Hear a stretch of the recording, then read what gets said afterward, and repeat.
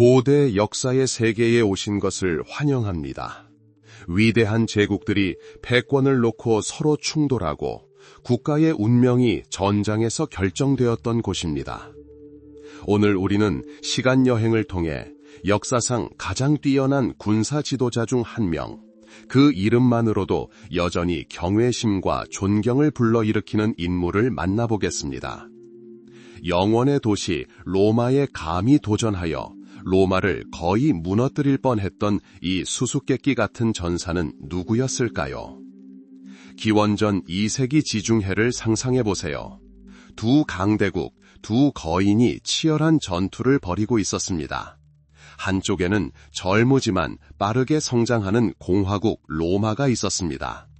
로마의 군단은 이미 이탈리아를 정복하고 국경 너머로 확장하기 시작했습니다. 다른 한쪽에는 고대 페니키아 도시국가 카르타고가 있었습니다. 카르타고는 바다의 패권자였으며 북아프리카 해안에서 스페인과 시칠리아까지 뻗어있는 무역로를 가지고 있었습니다. 당시 세계는 훨씬 작았지만 강대국의 야망은 끝이 없었습니다. 역사의 흐름을 바꿀 운명의 한 남자가 정치적, 군사적 열정이 끓어오르는 이 도가니 속에서 태어나고 자랐습니다. 그의 이름은 한니발이었습니다. 그의 어린 시절은 로마에 대한 증오와 불가분의 관계에 있었습니다. 아주 어렸을 때부터 유명한 카르타고 장군 하밀카르 바르카의 영향을 받아 한니발은 로마와 절대 친구가 되지 않겠다고 맹세했다고 전해집니다. 아마도 가족 내에서 굳어진 이 맹세는 그의 삶을 이끄는 별이 되어 그의 운명과 당대 최고의 두 문명의 운명을 좌우했습니다. 한니발의 영광으로 향하는 길은 이탈리아가 아닌 카르타고의 지배를 받는 이베리아 반도, 스페인 땅에서 시작되었습니다. 로마인의 눈에서 멀리 떨어진 이곳에서 그는 군사력을 갈고 닦고 군대를 소집하여 결정적인 전투를 준비했습니다. 스페인은 그의 미래 승리를 위한 시험장이 되었습니다. 바로 이곳, 이 머나먼 속주에서 그는 로마의 첫 도전장을 내밀었고 역사의 제2차 포에니 전쟁으로 기록될 전쟁을 일으켰습니다. 하지만 한니발의 진정한 전설은 스페인 평원이 아니라 알프스 산맥을 넘은 그의 용감하고 놀라운 행군에서 탄생했습니다. 이 장면을 상상해 보십시오. 보병과 기병뿐만 아니라 전투병까지 포함된 방대한 군대가 뚫고 들어갈 수 없는 눈 덮인 산길을 지나 적진 한복판으로 진군하는 모습입니다. 이는 동시대 사람들의 상상력을 사로잡았고 오늘날까지도 역사가들의 관심을 사로잡고 있습니다.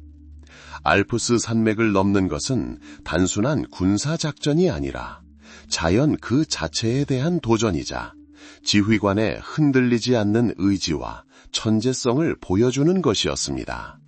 이탈리아에 도착한 한니발은 지체 없이 싸웠습니다. 그의 첫 전투는 로마군에게 참담한 결과를 가져왔습니다.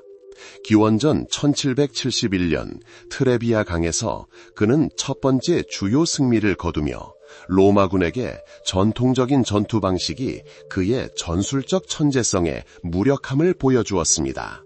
이것은 단지 시작에 불과했습니다. 이어서 트라시메노 호수 전투가 벌어졌습니다. 한니발은 교묘한 매복 전술을 구사하여 로마군을 좁은 협곡으로 유인하여 완전히 섬멸했습니다. 이 승리는 너무나 압도적이어서 로마군은 공황 상태에 빠졌습니다. 그러나 그의 군사적 천재성이 드러낸 최고의 업적은 기원전 1742년에 벌어진 칸나이 전투였습니다. 이 전투는 적을 완벽하게 포위하고 섬멸한 사례로 군사사 교과서에 기록되었습니다. 한니발은 수적으로 열세였음에도 불구하고 로마군을 격파하고 5만 명이 넘는 로마군을 사살했습니다. 칸나이 전투 이후 로마는 파멸할 것처럼 보였습니다. 한니발은 이탈리아에 주둔했고 그의 군대는 무적이었고 로마 귀족들은 공포에 질려 있었습니다. 그러나 한니발은 로마로 직접 진격하는 대신 다른 전략을 선택했습니다. 그는 전쟁을 장기화하여 이탈리아 영토를 황폐화하고 적의 경제를 약화시키기로 결정했습니다. 그는 로마의 지배에 불만을 품은 이탈리아 도시들이 자신에게 합류하기를 바랐습니다.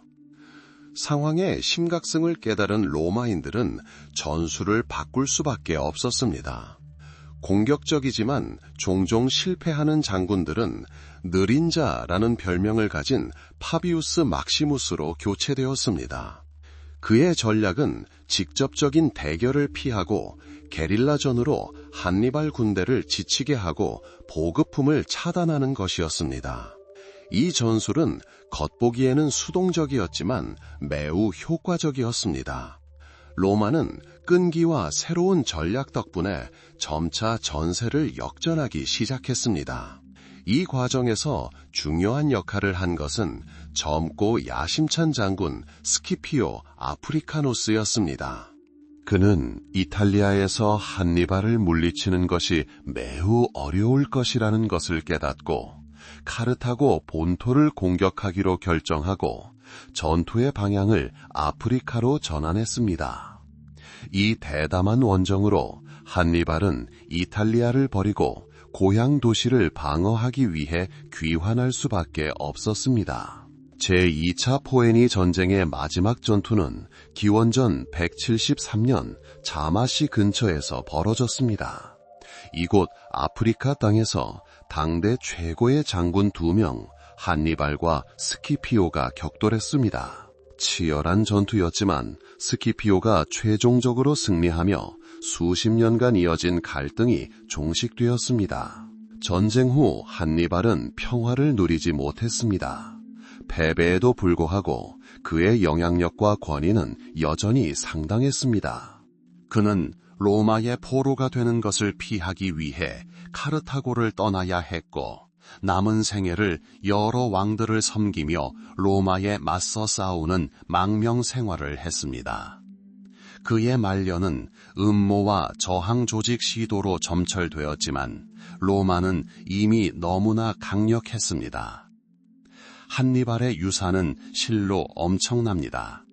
그는 로마가 두려워하는 가장 위대한 전략가 중 한 명으로 역사에 기록되어 있습니다. 그의 전술적 기량, 군대를 고모하는 능력, 대담함, 그리고 천재성, 이 모든 것이 그를 전설로 만들었습니다. 그는 강력한 제국과 맞서더라도 지성과 결단력, 그리고 불굴의 의지만 있다면 성공적인 전쟁을 펼칠 수 있음을 보여주었습니다. 한니발의 이야기는 단순한 전장 이야기가 아닙니다. 인간의 천재성, 불굴의 의지, 그리고 운명에 맞선 투쟁의 이야기입니다. 전쟁사에 남긴 그의 흔적은 참으로 영원하며 가장 암울한 시기에도 한 사람이 사건의 흐름을 바꾸고 여러 세대의 기억에 지울 수 없는 흔적을 남길 수 있다는 것을 일깨워 줍니다.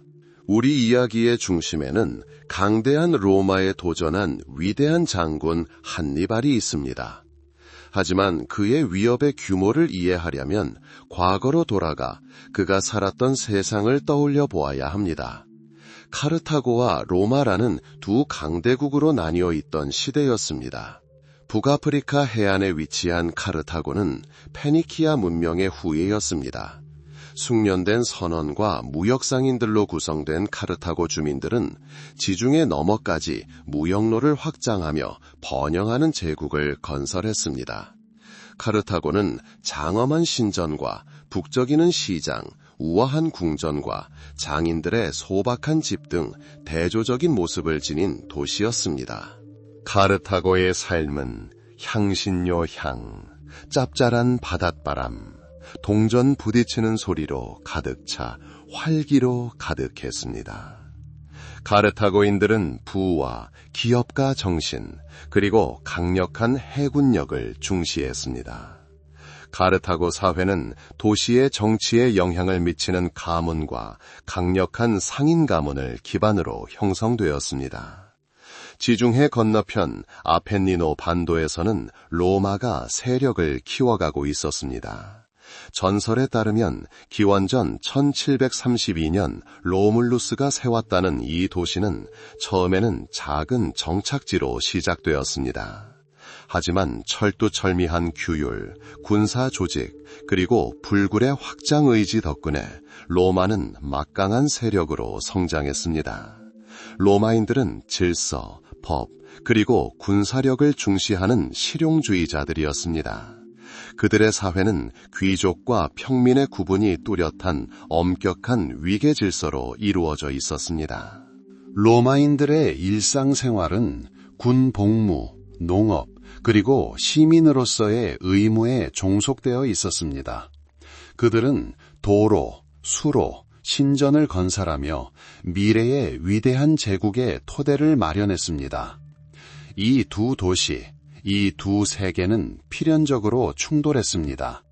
무역로, 비옥한 토지, 그리고 지중해 지역에서의 영향력을 둘러싼 경쟁 속에서 두 나라의 이해관계는 충돌했습니다. 카르타고와 로마의 대립은 단순한 영토 다툼이 아니라 두 개의 뚜렷한 문화, 두 개의 서로 다른 세계관의 충돌이기도 했습니다. 수세기 동안 지속된 이 경쟁은 우리에게 포에니전 전쟁으로 알려져 있습니다. 그리고 이 장대한 대결의 중심에는 한 사람이 있었습니다. 바로 한니발 바르카였습니다. 한니발의 어린 시절은 로마와의 경쟁으로 점철된 분위기 속에서 보냈습니다. 그는 기원전 221년경 카르타고의 고귀한 장군 하밀카르 바르카의 아들로 태어났습니다. 하밀카르는 제1차 포에니 전쟁에서 카르타고가 패배한 후 살아남은 생존자 중 한 명이었으며 이 패배의 쓰라림은 그의 가슴 깊이 스며들었습니다. 그는 로마를 단순한 적대자가 아니라 카르타고 문명의 존립 자체에 대한 위협으로 여겼습니다. 한니발은 어린 시절부터 이러한 감정을 목격했습니다. 그의 아버지 하밀카르는 아들에게 군사적 기량뿐 아니라 로마에 대한 확고한 증오심을 심어주고자 했습니다. 바르카 가문의 일상생활은 이러한 목표에 종속되었습니다. 한니발은 로마의 배신과 카르타고가 잃어버린 영광을 되찾는 것의 중요성에 대한 이야기를 들으며 자랐습니다.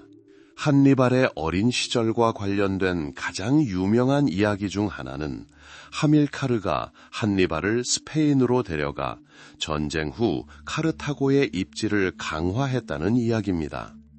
전설에 따르면 하밀카르는 떠나기 전 어린 한니발에게 제단에서 맹세를 하도록 강요했습니다.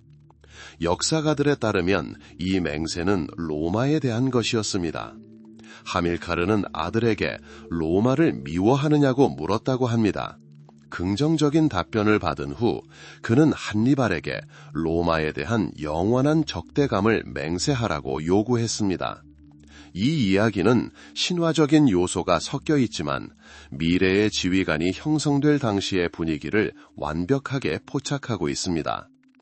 한니발의 성장 과정에는 군사훈련뿐만 아니라 카르타고 귀족에 걸맞은 교육도 포함되었습니다. 그는 무역과 외교에 중요한 그리스어를 포함한 여러 언어를 공부했습니다. 그는 전략, 전술, 역사, 그리고 정치의 기본을 배웠습니다. 하지만 그의 모든 학문을 관통하는 핵심은 로마와 싸운다는 생각이었습니다. 카르타고인들이 광대한 영토를 소유했던 스페인에서의 삶은 한니발에게 깊은 영향을 미쳤습니다. 그는 아버지가 영토를 통치하고 군대를 양성하고 지역 부족들과 협상하는 모습을 직접 목격했습니다. 이러한 경험은 그에게 훗날 유용하게 쓰일 귀중한 경험을 제공했습니다. 그는 다양한 문화를 이해하고 다양한 환경에 적응하며 다양한 사람들과 공통점을 찾는 법을 배웠습니다. 한니발이 성년이 되었을 무렵 로마는 이미 강력한 세력을 갖추고 있었습니다. 이탈리아의 상당 부분을 장악하고 국경 너머로 영향력을 확장하고 있었습니다. 카르타고는 부와 상업적 영향력에도 불구하고 로마의 압력이 점점 커지고 있었습니다. 두 강대국 간의 긴장이 고조되고 있었고 평화로운 공존이 점점 더 어려워지고 있음이 분명했습니다. 따라서 한니발의 유년기와 청년기는 다가올 전쟁 준비와 불가분의 관계에 있었습니다. 그는 로마에 대한 증오가 대대로 이어져 온 가문에서 자랐고 이러한 태도는 그의 성격에 깊이 뿌리내렸습니다. 그는 전사이자 로마의 적으로서 자랐고 이러한 역할은 태어날 때부터 예정되어 있었습니다. 한니발의 유년기와 청소년기는 로마에 대한 증오가 단순한 감정이 아닌 가문의 전통으로 자라본 분위기 속에서 보냈습니다. 그의 아버지 하밀카르 바르카는 카르타고의 저명한 장군으로 아들을 후계자로 키우며 군사적 영령뿐 아니라 영원한 도시 로마에 대한 뿌리 깊은 증오심을 심어주었습니다. 한니발이 9살쯤 되었을 때 아버지는 그를 제단으로 데려갔고 그곳에서 그는 로마에 대한 영원한 적대감을 맹세했습니다. 그의 삶의 초석이 된 이 맹세는 그의 미래를 결정지었습니다. 한니발의 성장 과정에는 군사훈련뿐 아니라 카르타고 귀족에 걸맞은 교육도 포함되었습니다. 그는 무역과 외교에 중요한 그리스어를 포함한 여러 언어를 공부했습니다. 그는 전략, 전술, 역사, 그리고 정치의 기본을 배웠습니다. 하지만 그의 모든 학문을 관통하는 핵심은 로마와 싸운다는 생각이었습니다. 카르타고인들이 광대한 영토를 소유했던 스페인에서의 삶은 한니발에게 깊은 영향을 미쳤습니다. 그는 아버지가 영토를 통치하고 군대를 양성하고 지역 부족들과 협상하는 모습을 직접 목격했습니다. 이러한 경험은 그에게 훗날 유용하게 쓰일 귀중한 경험을 제공했습니다. 그는 다양한 문화를 이해하고 다양한 환경에 적응하며 다양한 사람들과 공통점을 찾는 법을 배웠습니다. 한니발이 성년이 되었을 무렵 로마는 이미 강력한 세력을 갖추고 있었습니다. 이탈리아의 상당 부분을 장악하고 국경 너머로 영향력을 확장하고 있었습니다. 카르타고는 부와 상업적 영향력에도 불구하고 로마의 압력이 점점 커지고 있었습니다. 두 강대국 간의 긴장이 고조되고 있었고 평화로운 공존이 점점 더 어려워지고 있음이 분명했습니다. 따라서 한니발의 유년기와 청년기는 다가올 전쟁 준비와 불가분의 관계에 있었습니다. 그는 로마에 대한 증오가 대대로 이어져 온 가문에서 자랐고 이러한 태도는 그의 성격에 깊이 뿌리내렸습니다. 그는 전사이자 로마의 적으로서 자랐고 이러한 역할은 태어날 때부터 예정되어 있었습니다. 하밀카르가 스페인에서 사망한 후 카르타고군 지휘권은 그의 사위인 공정왕 아스드루발에게 넘어갔고 기원전 220년 그가 사망한 후에는 젊은 한니발에게 넘어갔습니다. 그는 젊었지만 이미 아버지로부터 물려받은 재능 있는 지휘관이라는 명성을 얻고 있었습니다. 한니발은 외교와 군사력을 활용하여 스페인 내 카르타고의 영향력을 강화하기 시작했습니다. 그는 로마의 적대적인 이베리아 부족들과 공감대를 형성하는 데 능숙했습니다. 카르타고령 스페인은 그의 거점이 되었고 결정적인 공격을 위한 군대를 집결시키고 준비할 수 있는 장소가 되었습니다. 한니발에게 직접적인 영향을 미친 로마와의 첫 번째 갈등은 사군툼을 둘러싸고 시작되었습니다. 현재 스페인에 위치한 이 도시는 로마의 보호령이었습니다. 기원전 2021년 한니발은 오랜 포위 공격 끝에 사군툼을 점령했습니다. 이 사건은 카르타고와 로마 간의 조약을 직접적으로 위반한 것이었으며 전쟁을 선포하는 구실로 활용되었습니다. 카르타고의 행동에 격분한 로마인들은 한니발의 송환을 요구했습니다. 전쟁 세력의 압력을 받은 카르타고 원로와는 이를 거부했고 기원전 2020년에 제2차 포에니 전쟁이 발발했습니다. 전략가였던 한니발은 최선의 방어는 훌륭한 공격이라는 것을 잘 알고 있었습니다. 스페인이나 아프리카에서 로마군이 공격해올 때까지 기다리는 대신 그는 적의 심장부인 이탈리아를 공격하기로 결심했습니다. 위험했지만 현명한 결정이었습니다. 그는 이탈리아가 아무리 강력하더라도 특히 로마인들이 안전하다고 생각하는 북쪽 지역에서 공격받을 경우 취약하다는 것을 알고 있었습니다. 원정을 떠나기 전 한니발은 스페인 후방을 안전하게 보호했습니다. 그는 동생 아스두르발에게 군대 일부를 맡겨 영토를 장악하고 전투를 계속할 수 있도록 했습니다. 한니발은 직접 가장 충성스럽고 전투에 즉시 투입될 수 있는 부대를 편성했는데 여기에는 숙련된 누미디아 기병대, 이베리아 보병대, 그리고 가장 놀랍게도 전투 코끼리가 포함되었습니다. 유럽에서는 생소한 이 동물들은 로마 군단에 맞서는 강력한 무기로 활용될 예정이었습니다. 한니발이 스페인에서 이탈리아로 향하는 여정은 엄청나게 험난했습니다. 그는 피레네 산맥과 남부 갈리아를 횡단하며 적대적인 부족들과 혹독한 환경에 맞닥뜨렸습니다. 약 5만 명의 보병과 9천 명의 기병으로 구성된 그의 군대는 끊임없는 시련을 겪었습니다. 악천후, 질병, 식량 부족, 그리고 지역 주민들의 공격은 모두 그의 병력과 전투력에 큰 타격을 주었습니다. 그러나 한니발은 특유의 카리스마와 군사적 재능으로 병사들의 사기를 북돋웠습니다. 그는 병사들의 모든 고난을 함께 나누며 불굴의 의지와 결단력의 본보기를 보여주었습니다. 기원전 209년 알프스 산맥을 횡단한 것은 이 놀라운 진군의 정점이었습니다. 이 길은 대규모 군대, 특히 전투 코끼리에게는 사실상 통행이 불가능했습니다. 한니발은 가장 험난하지만 그의 계산에 따르면 가장 예상치 못한 길을 선택했습니다. 그는 눈, 서리, 눈사태 등 혹독한 기상 조건에 맞닥뜨렸습니다.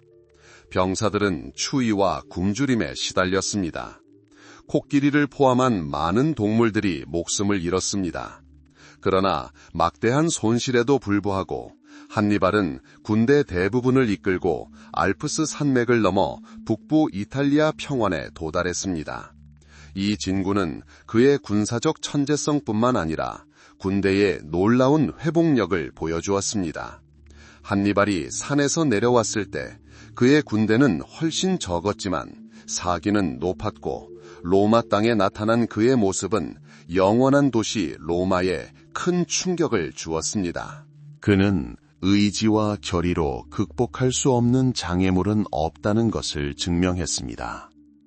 기원전 209년 한니발이 알프스를 넘은 것은 고대 군사사에서 가장 놀라운 사건 중 하나였습니다.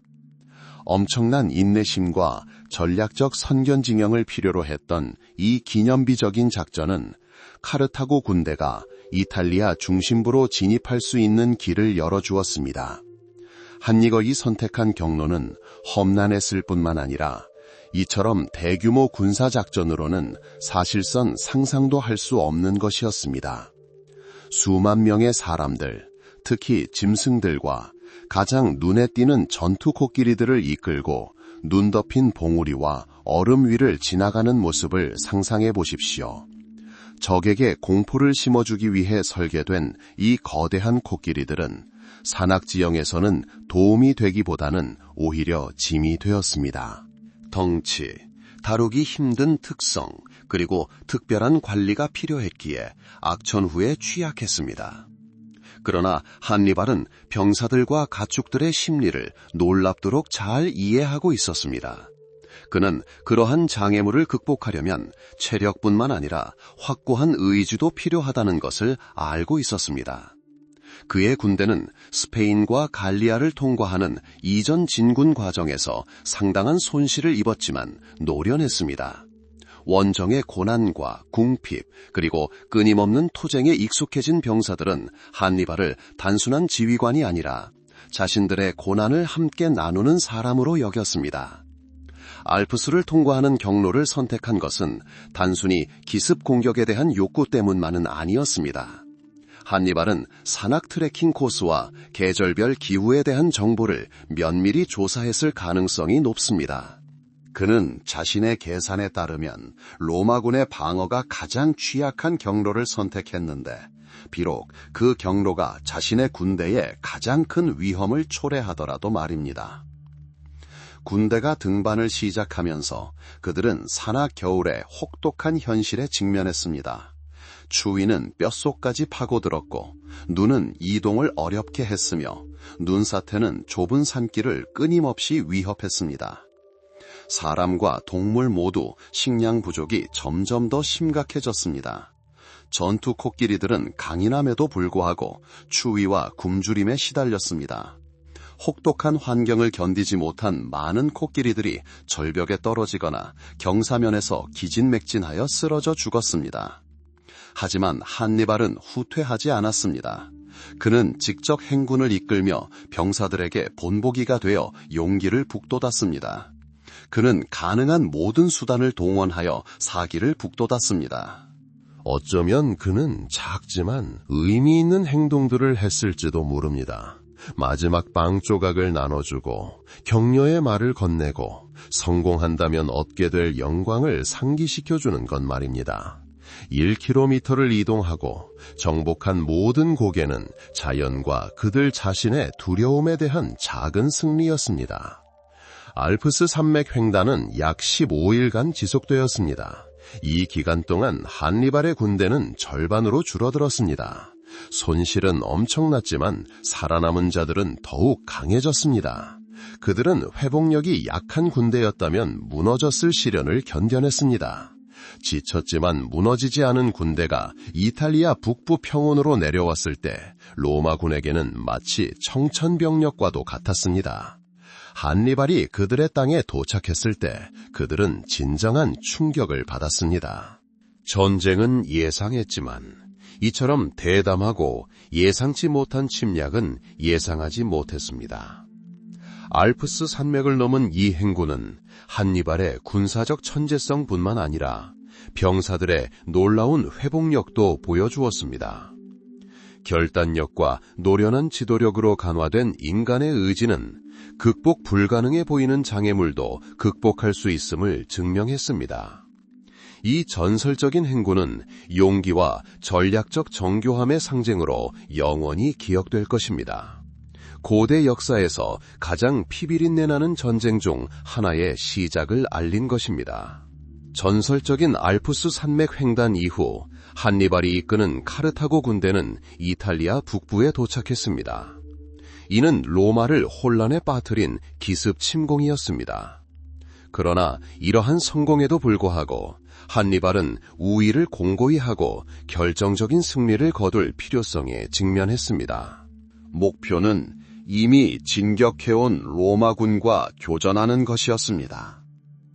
기원전 171년 트레비아강 근처에서 카르타고군과 로마군 사이에 최초의 주요 전투가 벌어졌습니다. 로마군은 집정관 티베리우스 셈프로니우스 롱구스가 이끌었습니다. 그는 젊었고 명예와 존경을 얻기 위해 신속하고 영광스러운 승리를 거두겠다는 결의에 차 있었습니다. 그는 경험이 풍부한 지휘관들의 경고에도 불구하고 전투에 돌입했습니다. 전투의 날은 추운 겨울날로 시작되었습니다. 트레비아 강은 얼음으로 뒤덮여 있었습니다. 급히 집결한 로마 병사들은 제대로 된 아침 식사도 없이 이 차가운 강을 건너야만 했습니다. 그들의 갑옷과 무기는 흠뻑 젖었고 온몸은 뼛속까지 얼어붙었습니다. 이 사소해 보이는 사실이 전투의 결과에 큰 영향을 미쳤습니다.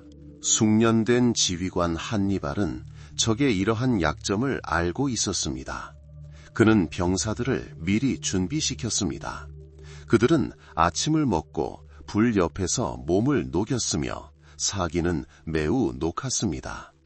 한니발은 계략도 꾸몄습니다. 그는 누미디아 기병대를 파견하여 로마군을 자극하고 전열을 무너뜨리도록 했습니다. 누미디아의 공격에 격분한 로마군이 돌격하자 함정에 빠졌습니다. 이중 횡대로 배치된 카르타고 보병대가 맹렬한 화력으로 맞섰습니다. 그러는 동안 덤불 속에 숨어있던 카르타고 기병대가 측면에서 나타났습니다. 로마군은 포위당했습니다. 트레비아 전투는 한니발에게는 진정한 승리였지만 로마군에게는 참패였습니다. 로마군은 막대한 손실을 입었습니다. 수천 명의 병사들이 전사, 부상 또는 포로로 잡혔습니다. 이는 로마가 전쟁에서 처음으로 겪은 큰 패배였으며 한니발이 얼마나 강력한 상대였는지를 여실히 보여주었습니다. 이 전투 이후 로마가 전술과 전략면에서 우월한 적과 맞닥뜨렸다는 것이 분명해졌습니다. 한니발은 적의 지형, 날씨, 그리고 심리 상태를 이용하는 능력을 보여주었습니다.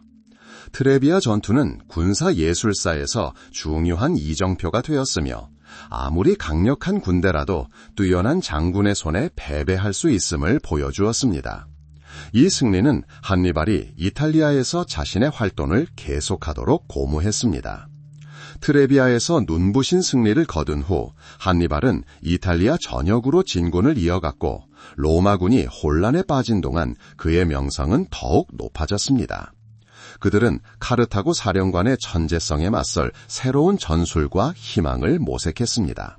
로마의 다음 시험은 기원전 171년에 벌어진 트라시멘의 호수 전투였습니다.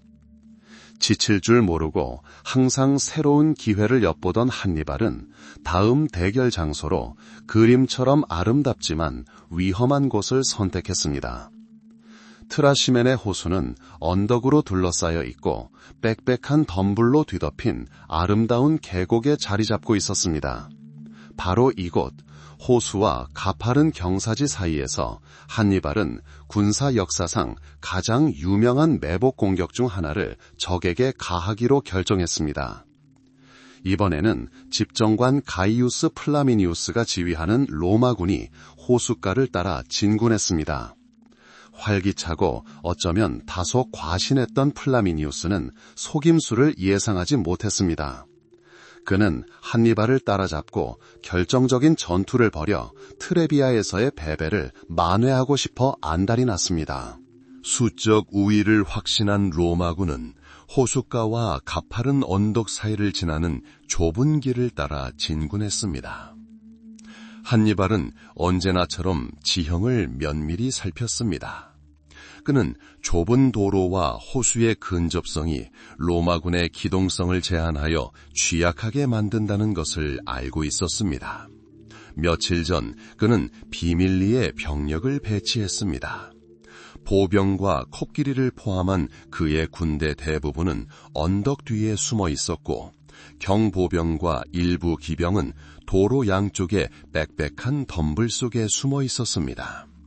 카르타고 기병대 또한 로마군의 주위를 분산시키고 전진을 강요하기 위해 파견되었습니다. 이른 아침 해가 계곡을 비추기 시작할 무렵 로마군은 길을 따라 진군했습니다. 이 지역을 뒤덮는 짙은 아침 안개가 계곡을 뒤덮어 매복 공격에 이상적인 조건을 조성했습니다. 위험을 인지하지 못한 로마군은 밀집 대형을 유지하며 진군했습니다. 어느 순간 군대 대부분이 호수와 언덕으로 둘러싸인 좁은 길에 들어서자 한니발이 신호를 보냈습니다. 카르타고 기병대가 정면에서 나타나 로마군을 자극했습니다. 적을 격퇴하고자 했던 플라미니우스는 군대의 진격 속도를 높이라고 명령했습니다. 바로 그 순간 언덕과 덤불 뒤편에서 화살과 창 세례가 쏟아져 로마군을 향해 쏟아졌습니다. 카르타고 보병대는 정면에서 공격했고 매복에 걸린 병사들은 측면에서 공격했습니다. 로마군은 함정에 빠져 후방이 차단된 채 호수와 적군 사이에 갇혔습니다. 로마군은 혼돈에 휩싸였다. 포위된 병사들은 후퇴하거나 방향을 바꿀 수 없었다. 처음에는 로마군의 아군처럼 보였던 안개는 이제 그들의 혼란을 가중시킬 뿐이었다. 전투는 그야말로 학살로 변했다. 완벽하게 대비하고 지형을 샅샅이 꿰뚫어본 카르타고군은 로마 군단을 체계적으로 섬멸했다. 집정관 가이우스 플라미니우스는 저항을 조직하려다 전투에서 전사했습니다. 그의 죽음은 로마군의 사기를 완전히 꺾었습니다. 군대 대부분이 전멸하거나 포로로 잡혔습니다. 이는 로마 역사상 가장 참혹한 패배 중 하나였으며 아마도 칸나이 전투 다음으로 참혹했을 것입니다. 트라시메노 호수 전투는 한니발의 군사적 천재성뿐만 아니라 적의 심리에 대한 심오한 이해도 보여주었습니다. 그는 무력뿐 아니라 교활함까지 활용하는 법을 알고 있었으며 로마인들이 용맹함에도 불구하고 무력해지는 상황을 만들어냈습니다. 이 패배는 로마인들의 마음에 공포를 심어주었고 카르타고와의 전쟁에 대한 접근 방식을 재고하게 만들었습니다. 한니발은 이탈리아 전역을 쉴 새 없이 진군하며 파괴와 로마의 패배라는 흔적을 남겼습니다. 기원전 242년에 벌어진 칸나이 전투는 한니발의 군사적 천재성이 정점에 달한 전투였습니다. 고대사에서 가장 중요한 전투 중 하나로 이 전투는 그의 전술과 전략에 대한 심오한 이해뿐 아니라 가장 불리한 상황조차도 유리하게 활용하는 능력을 보여주었습니다. 트레비아와 트라시메네 호수에서 인상적인 승리를 거둔 후 한니발은 이탈리아를 향해 진군을 계속했고 로마인들은 마침내 카르타고의 위협의 규모를 깨달았습니다. 원로원은 최대 8만 명의 보병과 6천 명의 기병으로 추산되는 대규모 군대를 소집하여 카르타고의 위협을 완전히 종식시키기로 결정했습니다. 이 군대의 지휘는 2명의 집정관에게 위임되었는데 결단력으로 유명한 가이우스 테렌티우스 바로와 더욱 신중하고 경험이 풍부한 지휘관인 루시우스 아이밀리우스 파울루스였습니다. 한니발은 수적으로 우세했지만 두려움을 느끼지 않았습니다. 그의 군대는 규모는 작았지만 전투 경험이 풍부하고 노련한 전사들로 구성되어 있었으며 지휘관에게 충성했습니다. 카르타고군은 또한 강력한 기병대를 보유하고 있었는데 이는 한니발의 전술에서 핵심적인 역할을 했습니다. 기원전 2042년 8월 새벽 두 군대는 이탈리아 남부 아풀리아에 위치한 작은 마을 칸나의 근처에서 맞붙었습니다. 지형은 넓은 평야로 로마 보병에게 유리해 보였지만 한니발은 이를 자신의 전략을 실행할 기회로 여겼습니다. 그는 중앙이 약해 보이도록 병력을 배치했습니다. 갈리아인과 이베리아인으로 구성된 카르타고 보병은 볼록한 면이 로마군을 향하도록 초승달 모양으로 배치되었습니다. 측면의 유리한 위치에는 이전 전투에서 노획한 로마 무기로 무장한 더 규율있고 숙련된 리비아 전사들이 배치되었습니다. 측면에는 신속한 공격을 위해 수많은 카르타고 기병대가 배치되었습니다. 우측에는 민첩함으로 유명한 누미디아 기병대가, 좌측에는 중무장한 이베리아 및 갈리아 기병대가 배치되었습니다. 로마인들은 자신들의 힘에 자신감을 갖고 군대를 깊고 밀집된 대형으로 편성했습니다. 집정관들은 로마 보병의 돌격과 회복력에 의지하여 군단의 모든 힘을 활용하기로 결정했습니다. 정예병들은 대형의 중앙에 배치되었고 보조 병력은 측면에 배치되었습니다. 집정관 중 더 공격적인 바로가 가장 먼저 진격 명령을 내렸습니다.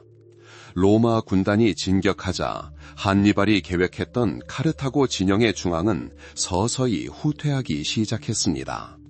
갈리아인과 이베리아인들은 로마의 맹공을 견뎌낼 수 없어 보였고 점차 무너져 내렸습니다.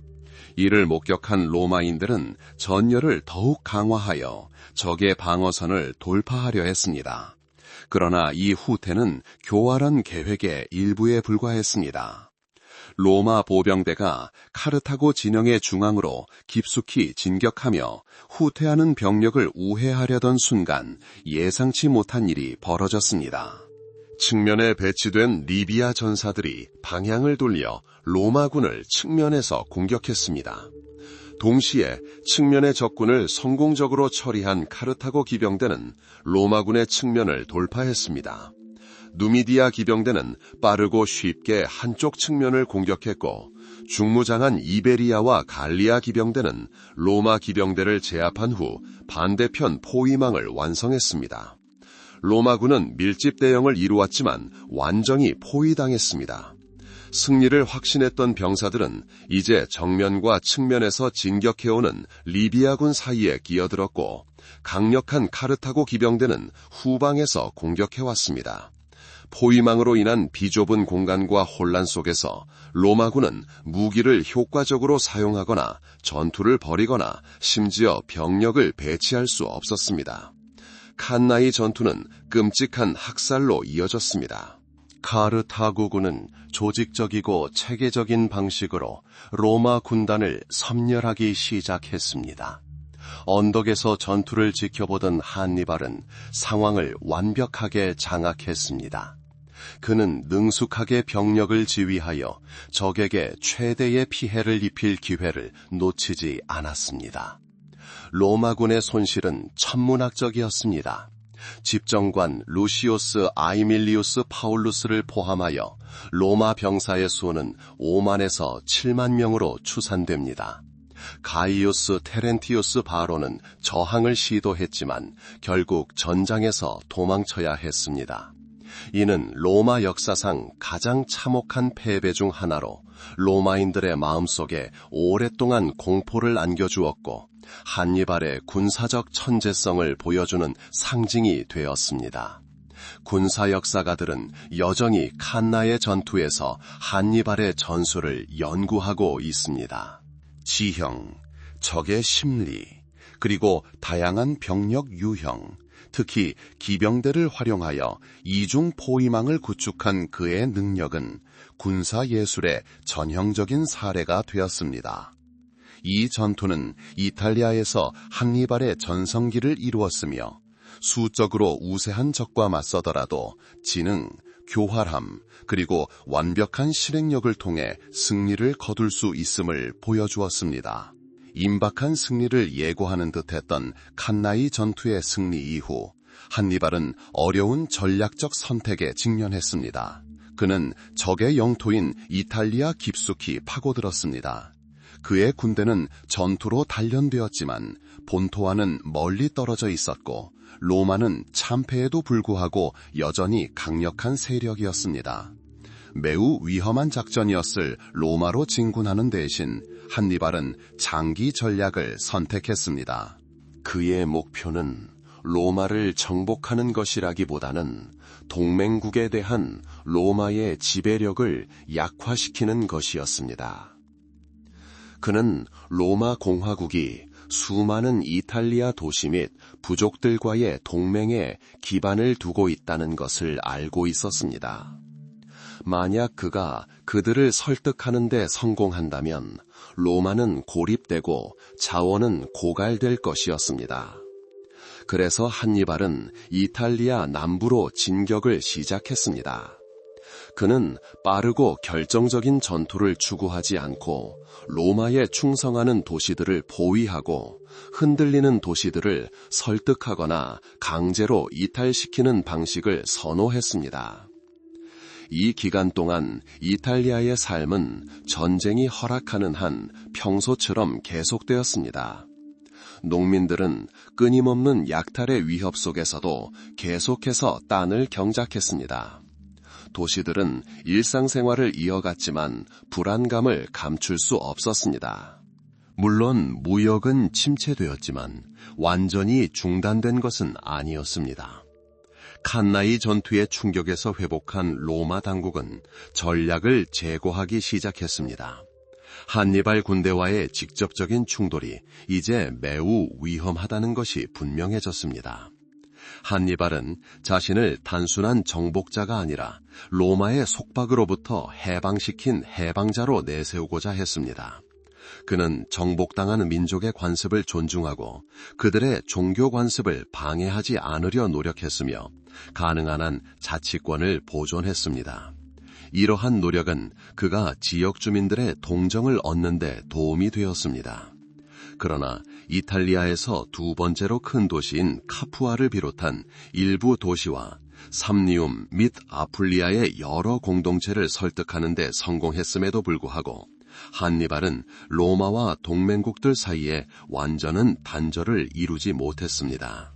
많은 도시들은 위협에도 불구하고 심지어 이웃 도시들이 카르타고로 이탈했음에도 불구하고 로마의 충성을 유지했습니다. 그들의 충성심은 로마의 보복에 대한 두려움뿐만 아니라 오랜 무역 및 정치적 유대 관계로 더욱 강화되었습니다. 누미디아인, 이베리아인, 갈리아인, 리비아인 등 다양한 민족으로 구성된 한니발의 군대 역시 고정을 면치 못했습니다. 카르타고에서 꾸준히 지원군과 자원을 공격받지 못했습니다. 카르타고 정부는 지휘관의 권력 장악을 우려했고 이탈리아 원정에 모든 자원을 투입하고 싶지 않았기에 제한적인 지원만 보냈습니다. 이로 인해 한니발은 주로 이탈리아에서 조달할 수 있는 물자와 현지 용병 모집에 의존해야 했는데 이는 항상 신뢰할 수 있는 것은 아니었습니다. 한편 로마는 약화되었지만 항복하지 않았습니다. 로마의 강점은 패배에서 회복하는 강인함과 끈기에 있었습니다. 칸나이 전투에 참혹함에도 불구하고 원로원은 한니발과 협상하지 않았습니다.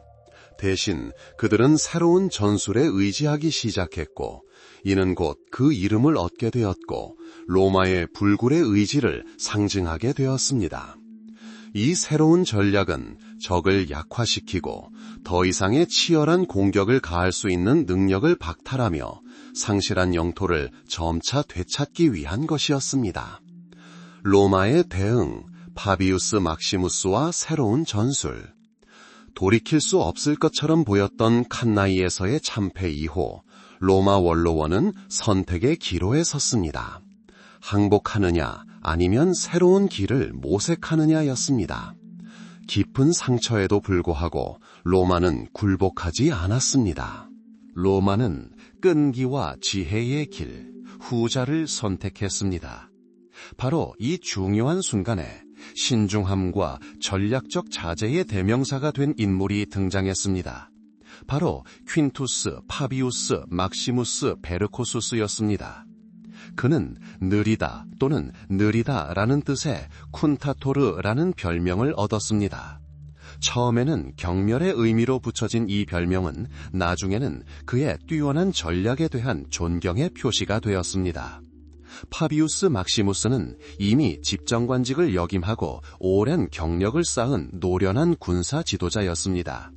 그는 전투 경험이 풍부하고 뛰어난 장군이 이끄는 한니발 군대와의 정면 충돌은 자멸적인 결과를 초래할 것임을 잘 알고 있었습니다. 로마군은 병력을 재건하고 전술적 접근 방식을 재고해야 했습니다. 파비우스 막시무스는 완전히 다른 전쟁 전략을 제시했습니다. 그의 전략은 치열한 전투를 피하고 소규모 접전으로 적을 지치게 하고 보급선을 차단한 후 점진적으로 단계적으로 잃어버린 영토를 탈환하는 것이었습니다. 파비우스 막시무스의 생각은 단순했지만 엄청난 규율과 인내심을 요구했습니다. 그는 한니발이 낯선 땅에 있으므로 지속적인 식량과 증원군 공급이 필요하다는 것을 알고 있었습니다. 만약 이것이 박탈된다면 그의 강력한 군대는 약화되기 시작할 것이었습니다. 따라서 파비우스 막시무스의 군대는 이탈리아 전역을 따라 한니발을 추격했지만 안전은 거리를 유지했습니다. 그들은 명확한 이점이 없는 한 전투에 참여하지 않았습니다. 대신 그들은 들판을 불태우고 우물에 독을 풀고 카르타고인들에게 피난처나 자원공급원이 될 수 있는 마을들을 파괴했습니다. 이렇게 한니발의 군대는 비록 국지적인 승리를 거두었지만 일종의 황금 우리에 갇힌 셈이었습니다. 이동할 수는 있었지만 식량을 찾을 수 없었고 결정적인 타격을 가할 수 없었던 것입니다. 이 전술은 로마 민중과 많은 군 지도자들 사이에서 매우 인기가 없었습니다. 칸나이 전투 이후 로마인들은 복수심에 불타올랐습니다. 로마 군대가 한니발에게 다시 도전하여 그를 처단하기를 원했습니다. 지연이라는 생각은 비겁해 보였습니다. 미누키우스와 같은 젊고 야심찬 호민관과 장군들은 파비우스 막시무스를 공개적으로 비판하며 그가 전쟁을 질질 끌고 기회를 활용하지 못했다고 비난했습니다. 그러나 원로원 일부의 지지를 받은 파비우스 막시무스는 확고한 입장을 고수했습니다. 그는 로마의 가장 큰 강점은 군사력뿐만 아니라 자원과 회복력에 있다는 것을 잘 알고 있었습니다. 이 시기 이탈리아의 일상생활은 불확실성으로 가득했습니다. 대부분의 전투가 벌어졌던 북부 지역의 주민들은 종종 두 개의 불길 사이에 끼어들었습니다. 카푸아처럼 한니발 편에 선 도시들은 질서를 유지하고 물자를 확보하는 데 어려움을 겪었습니다. 한편 로마의 충성을 다한 도시들은 카르타고 군대의 끊임없는 약탈에 대한 두려움 속에서 살았습니다. 농민들은 요새로 피난하거나 가족과 재산을 더 안전한 곳으로 옮겼습니다. 교역로의 신뢰성은 떨어졌고 이는 경제에 악영향을 미쳤습니다. 파비우스 막시무스의 전략은 비록 느렸지만 결실을 맺기 시작했습니다. 재보급이 불가능해진 한니발의 군대는 식량 부족에 시달리기 시작했습니다.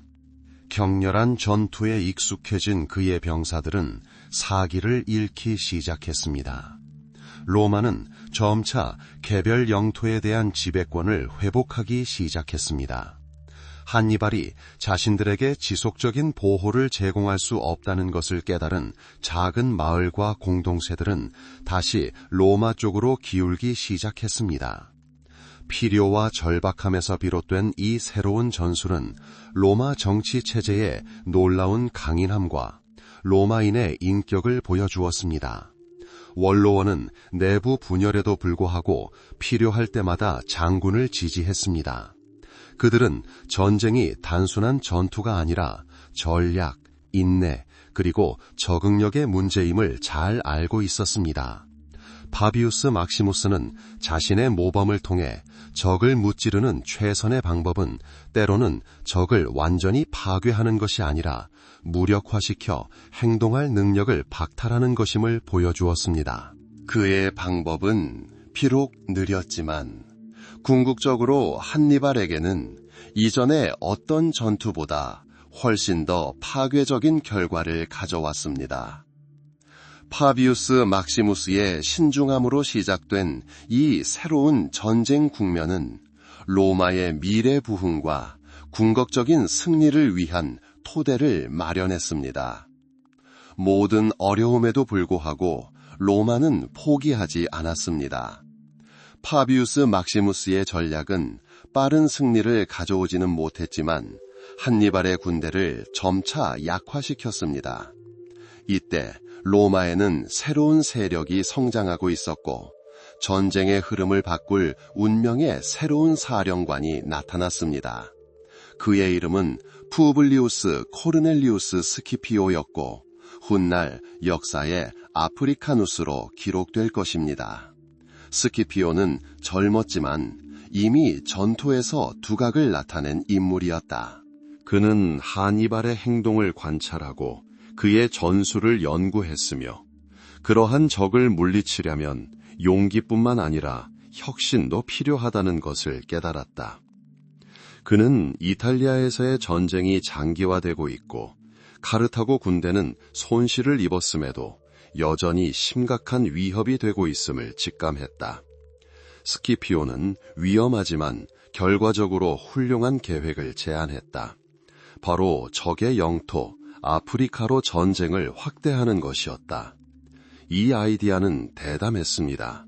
오랜 전쟁으로 약화된 로마군이 바다를 건너 카르타고를 공격하기로 한 것입니다. 이는 한니발이 이탈리아를 침공했던 방식과 유사했습니다. 처음에는 회의적이었던 원로원은 이것이 전쟁의 흐름을 바꿀 유일한 기회라고 보고 결국 동의했습니다. 기원전 1943년 스키피오는 군대의 지휘권을 넘겨받아 스페인으로 향했습니다. 먼저 그곳에서 로마의 지배를 공고히 하고 필요한 자원을 모으기 위해서였습니다. 당시 스페인은 주요 군사작전 지역이었습니다. 카르타고군은 한니발의 형제인 하스드르발과 마고의 지휘 아래 그곳에 주둔하고 있었습니다. 스키피오는 뛰어난 군사 지도력을 발휘했습니다. 그는 카르타고군의 중요한 보급기지였던 신카르타고를 포함한 주요 도시들을 점령했습니다. 스페인에서의 그의 행동은 신속하고 단호했습니다. 그는 지역 주민들로부터 얻은 정보를 능숙하게 활용하고 변화하는 상황에 신속하게 대응했습니다. 당시 스페인에서의 삶은 고달팠습니다. 지역 부족들은 로마와 카르타고 사이의 갈등에 자주 휘말렸습니다. 농민들은 농장을 경영하려 애썼지만 끊임없는 전쟁의 위협은 그들의 전통적인 삶의 방식을 무너뜨렸습니다. 도시들은 다양한 문화가 섞이는 무역 중심지가 되었습니다. 로마인들은 자신들의 관습을 들여왔지만 지역 주민들에게서도 배웠습니다. 스키피오는 스페인에 머무는 동안 전사로서뿐만 아니라 다양한 민족과 공통점을 찾을 수 있는 외교관으로서도 두각을 나타냈습니다. 스페인 원정에서 성공을 거둔 스키피오는 군대와 함선을 집결시켰습니다. 그는 시간이 매우 중요하다는 것을 알고 있었습니다. 한니발은 아직 이탈리아에 있었고 그의 존재는 로마의 자원을 계속 고갈시켰습니다. 따라서 스키피오는 신속하게 행동하기로 결정했습니다. 기원전 1905년 그의 함대는 시칠리아에서 아프리카로 출항했습니다. 로마군이 아프리카에 도착하자 큰 파장이 일어났습니다. 누미디아인과 같은 지역 부족들은 카르타고의 오랜 동맹이었지만 그들의 충성심은 종종 힘과 성공에 달려 있었습니다. 스키피오는 누미디아 왕 중 가장 강력한 마시니사를 설득하기 시작했습니다. 이는 중요한 외교적 수완이었습니다. 로마군이 아프리카 땅에서 싸울 준비가 되어 있다는 것을 알게 된 마시니사는 로마군을 배신하기로 결정했습니다. 이는 스키피오에게 큰 성공이었는데 누미디아 기병대는 북아프리카에서 가장 강력한 기병대 중 하나였기 때문입니다. 스키피오는 조심스럽게 그러나 단호하게 원정을 시작했습니다. 그는 대규모 카르타고 군대와의 직접적인 충돌을 피하고 그들의 보급로를 공격하여 진지를 약화시키는 쪽을 택했습니다. 그는 카르타고 본토가 주 목표라는 것을 알고 있었지만 이를 위해서는 먼저 후방을 확보하고 지역 세력의 지원을 얻어야 했습니다. 그는 작은 마을들을 포위하고 점령하며 자신의 힘과 결의를 보여주었습니다. 위협에 처한 카르타고는 한니발을 이탈리아에서 불러들여야 했습니다. 이는 결정적인 순간이었습니다.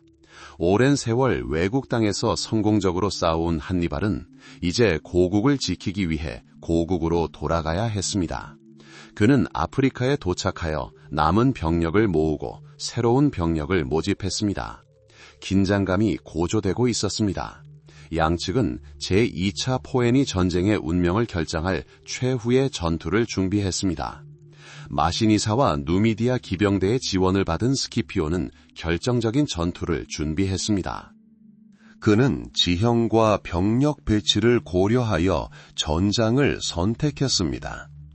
그의 군대는 잘 조직되어 있었고 병사들은 본토에서의 승리에 대한 기대감에 고무되었습니다. 카르타고 군은 노련한 전사들로 구성되어 있었지만 오랜 전쟁과 방어의 필요성으로 약화되어 있었습니다. 스키피오 아프리카누스가 이끈 이 새로운 전쟁 국면은 로마의 회복력과 적응력을 보여주었습니다. 로마인들은 단순히 방어에만 그치지 않고 적진으로 진격하여 공세를 펼쳤습니다.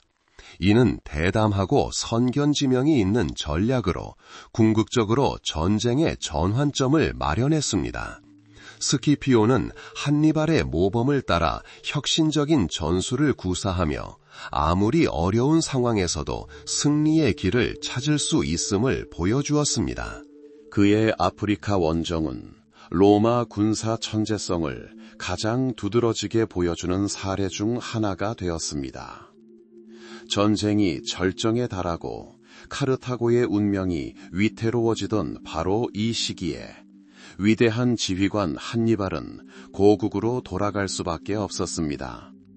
그는 15년 넘게 이탈리아에서 승리하며 로마인들의 가슴에 공포를 심어주었던 땅을 뒤로 하고 떠났습니다. 이제 그의 고향 아프리카 대륙이 그를 기다리고 있었고 그곳을 지키기 위해 그의 존재를 요구했습니다. 로마 장군 스키피오 아프리카누스는 탁월한 전략가임을 증명하며 군사작전을 카르타고 영토로 성공적으로 전환했습니다. 그의 아프리카 원정은 전환점이 되었고 카르타고 사령부는 한니발을 소환해야 했습니다. 한니발의 귀환 가능성을 예상한 스키피오는 치밀한 준비를 했습니다.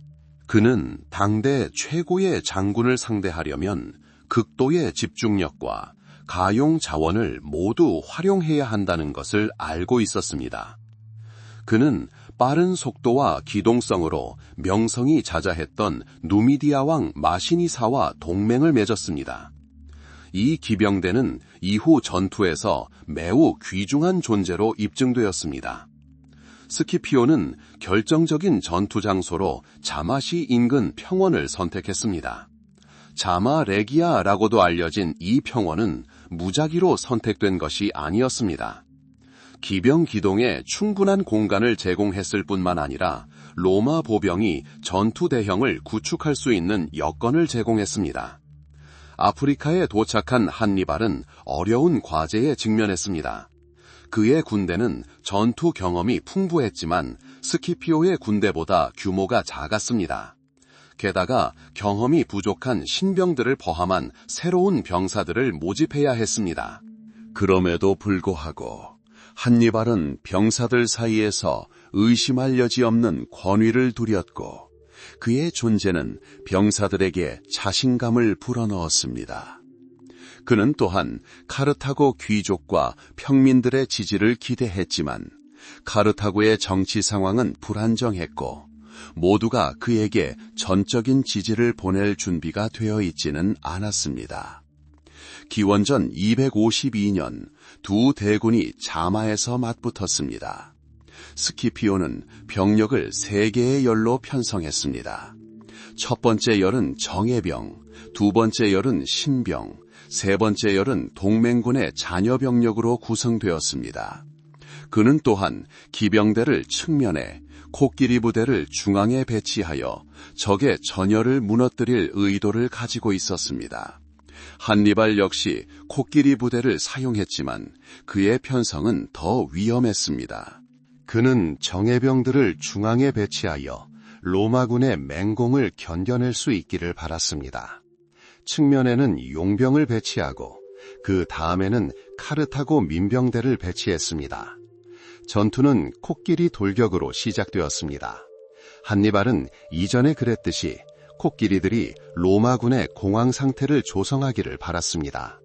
그러나 스키피오는 이러한 움직임을 예상했습니다. 규율이 잡힌 로마 군단병들은 공황 상태에 빠지지 않았습니다. 그들은 미사일 발사기를 발사했고 코끼리들이 접근하면서 통로가 생겨 코끼리들이 무사히 지나갈 수 있었습니다. 일부 코끼리들은 부상을 입고 공황 상태에 빠져 반격했고 이는 한니발의 군대에 피해를 입혔습니다. 코끼리 전투의 실패 후 본격적인 전투가 시작되었습니다. 잘 훈련되고 규율이 잡힌 로마 보병대는 느리지만 확실하게 전진하기 시작했습니다. 마시니사의 누미디아 기병대는 빠른 속도로 카르타고 군대를 우회하여 후방을 공격했습니다. 이는 결정적인 일격이었습니다. 카르타고 군대는 로마 보병과 누미디아 기병대 사이에 갇혔습니다. 적의 수적 우세와 코끼리 부대의 실패에도 불구하고 한니발은 특유의 강인함으로 전투를 계속했습니다. 그는 직접 중앙에서 전투를 지휘하며 병사들을 지원하려 했습니다. 그러나 병력은 열세였습니다. 스키피오의 존재와 최후의 승리에 고무된 로마 군단병들은 놀라운 용맹함으로 싸웠습니다. 카르타고군은 후퇴하기 시작하더니 완전히 흩어졌습니다. 자마 전투는 로마의 완벽한 승리로 끝났습니다. 이는 한니발에게 처음이자 마지막 큰 패배였습니다. 주력 병력을 잃은 카르타고는 평화를 청원할 수밖에 없었습니다. 16년 넘게 이어진 제2차 포헤니 전쟁은 이렇게 막을 내렸습니다. 기원전 2051년에 체결된 평화조약은 카르타고에 매우 가혹했습니다. 카르타고는 막대한 배상금을 지불하고 모든 해외 영토를 포기하고 해군력을 제한해야 했습니다. 한니발에게 이 패배는 개인적인 비극이었습니다. 오랫동안 로마를 공포에 떨게 했던 그는 이제 패배를 맛보았습니다. 하지만 패배 속에서도 그는 고귀함을 보여주었습니다. 그는 전장에서 도망치지 않고 병사들과 함께 남아 가능한 한 많은 목숨을 구하려 했었습니다. 자마 전투 이후에도 한니발은 도시를 지키려는 노력을 포기하지 않았습니다. 그는 카르타고의 정치 활동에 참여하려 행정 개혁과 방어 강화를 시도했습니다. 그러나 그의 귀환을 두려워한 로마인들은 카르타고에 계속 압력을 가했습니다. 결국 한니발은 고국을 떠나야 했습니다. 그는 로마의 적대적인 다른 나라들로 피난을 떠나 망명길에 올랐습니다. 그는 시리아의 안티오쿠스 3세 왕 밑에서 그리고 비티니아의 푸르시아스 1세 왕 밑에서 복무했습니다. 그는 어디를 가던 로마의 위협적인 존재였습니다. 그의 공적을 기억하는 로마인들은 그를 결코 잊지 않았습니다. 그들은 그의 뒤를 쫓는 요원들을 보냈고 마침내 기원전 195년 궁지에 몰린 한니발은 체포의 수치심보다는 죽음을 택했습니다. 그는 로마의 손에 넘어가는 것을 피하기 위해 독약을 먹었습니다. 자마 전투는 제2차 포에니 전쟁의 정점을 찍었습니다. 이 전투는 이후 수세기 동안 지중해 역사의 흐름을 결정지었습니다. 승리한 로마는 이 지역의 강대국이 되었고 제국은 급속한 확장을 시작했습니다. 한니발은 패배에도 불구하고 역사상 가장 위대한 장군 중 한 명으로 영원히 역사에 남을 것입니다. 그의 군사적 천재성, 전술, 그리고 전략은 오늘날까지도 연구되고 존경받고 있습니다. 그는 아무리 강력한 나라라도 도전할 수 있으며 그의 정신력과 결단력은 강력한 군대를 이겨낼 수 있음을 보여주었습니다. 자마 전투에 대한 설명을 마무리했으니 잠시 멈춰 그 시대를 살았던 사람들을 되돌아보겠습니다. 로마든 카르타고든 평범한 사람들의 삶은 전쟁과 밀접하게 연관되어 있었습니다. 농업, 무역, 심지어 일상적인 삶까지도 군대 진격 소식이나 군사작전 자금을 위한 새로운 세금 부과 소식에 의해 혼란에 빠질 수 있었습니다. 시골에서는 삶이 더 여유로웠지만 그곳에서도 남자들은 여자와 아이들을 남겨두고 전쟁터로 떠나는 경우가 많았습니다. 도시는 공예와 무역의 중심지였을 뿐만 아니라 뉴스와 소문이 모이고 사람들이 정치와 군사 사건을 논의하는 장소이기도 했습니다. 당시 음식은 단순했지만 영양가가 높았습니다. 주식은 밀, 보리, 기장 같은 곡물이었습니다. 이 곡물로 빵을 굽고 죽을 끓였습니다. 채소, 과일, 콩류도 섭취했습니다. 고기는 드물게 먹었고 주로 명절 때 먹었습니다. 물에 희석한 와인, 발효유를 마셨습니다. 옷은 양모와 리넨으로 만든 간소했습니다. 여성은 튜닉과 망토를, 남성은 튜닉과 토가를 입었습니다. 집은 작았고 대개 방 하나와 난방과 조리를 위한 난로가 있었습니다. 고난에도 불구하고 사람들은 오락을 위한 시간을 찾았습니다. 축제, 스포츠 경기, 연극 공연이 열렸습니다. 종교의식은 개인과 사회의 삶에서 중요한 모든 사건과 함께 특별한 자리를 차지했습니다. 신에 대한 믿음과 신의 보호는 삶의 필수적인 부분이었습니다. 물론 전쟁은 흔적을 남겼습니다. 끊임없는 공격의 위협, 동원의 필요성, 그리고 패배, 이 모든 것이 긴장감을 조성했습니다. 하지만 동시에 승리는 자부심을 불러일으키고 공동체 의식을 강화했습니다. 예를 들어 로마인들은 규율과 회복력으로 유명했는데 이는 끊임없는 전쟁에서 부분적으로 형성되었습니다. 그들은 자신의 운명과 세계를 지배할 권리를 믿었습니다. 반면 카르타고인들은 무역과 해상무역에 더욱 집중했습니다. 그들의 사회는 더욱 국제적이었지만 내부 갈등이 더 잦았습니다. 그들의 군사력은 용병과 강력한 해군에 기반을 두었습니다. 그들의 문화는 더욱 절충적이어서 다양한 지중해 지역 사람들의 영향을 받아들였습니다. 제2차 포에니 전쟁은 두 나라 모두에게 시련이 되었고 이는 두 나라를 영원히 바꾸어 놓았습니다. 로마에게는 강대국으로 부상하는 시기였지만 카르타고에게는 쇠퇴와 독립 상실의 시기였습니다.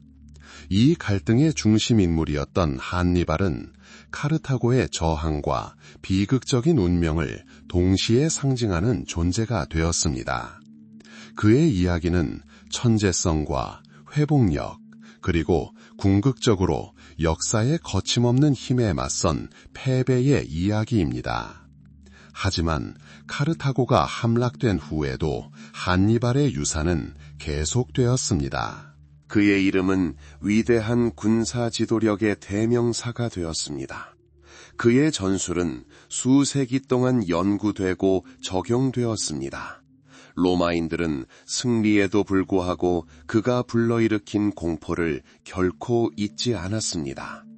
그들은 다시는 마주칠 수 없을 만큼 강력한 적과 마주쳤다는 것을 알고 있었습니다.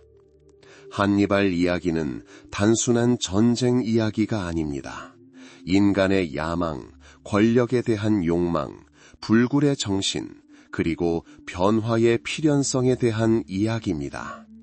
한 사람이 어떻게 역사의 흐름에 영향을 미칠 수 있는지, 그리고 아무리 위대한 업적이라도 시간과 상황에 의해 무너질 수 있음을 보여주는 이야기입니다. 이 전투는 지중해의 미래를 결정지었고 군사 예술사에 지울 수 없는 흔적을 남겼습니다. 결론적으로 한니발 이야기, 로마와의 대결, 그의 눈부신 승리, 그리고 궁극적으로 비극적인 운명은 우리가 공유하는 역사적 유산의 중요한 부분이라는 점에 주목할 필요가 있습니다. 이 이야기들은 인간관계의 복잡성, 전쟁의 대가, 그리고 가장 어려운 상황에서도 드러날 수 있는 불굴의 의지를 일깨워줍니다. 이러한 이야기들을 연구함으로써 우리는 과거를 더 잘 이해하고 현재와 미래를 위한 교훈을 얻을 수 있을 것입니다.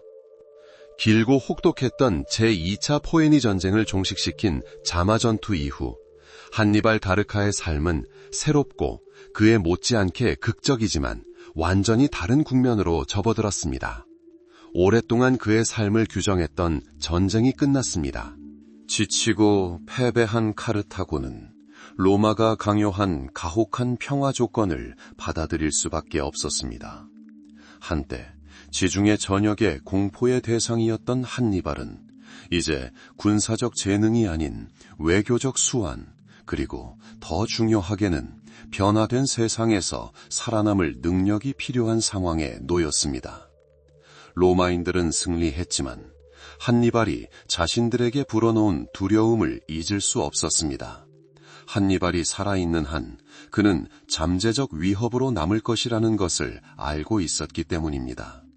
따라서 평화 조약의 조건 중 하나는 카르타고 함대와 광대한 영토를 박탈하는 것이었고, 한니발에게는 가장 중요한 것은 독립적인 외교 정책을 추진하는 것을 금지하는 것이었습니다.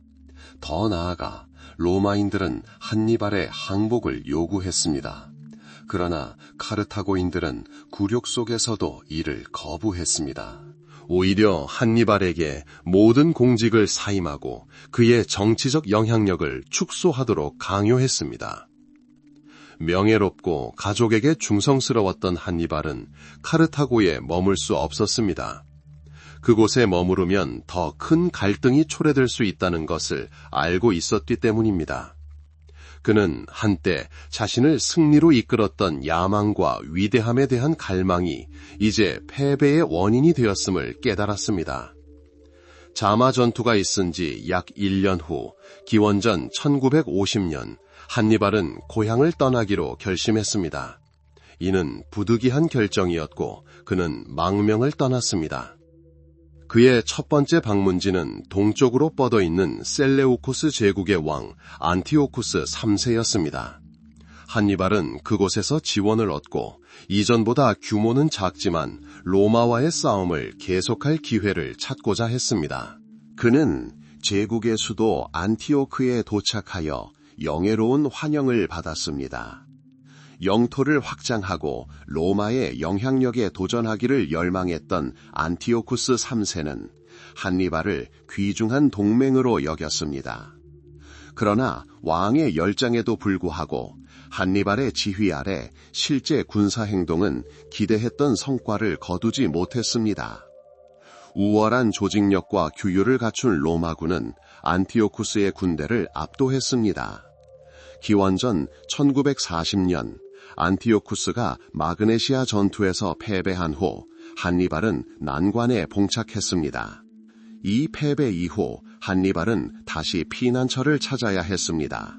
그는 아르메니아로 이주하여 아르타셰스 1세의 고문으로 활동했습니다.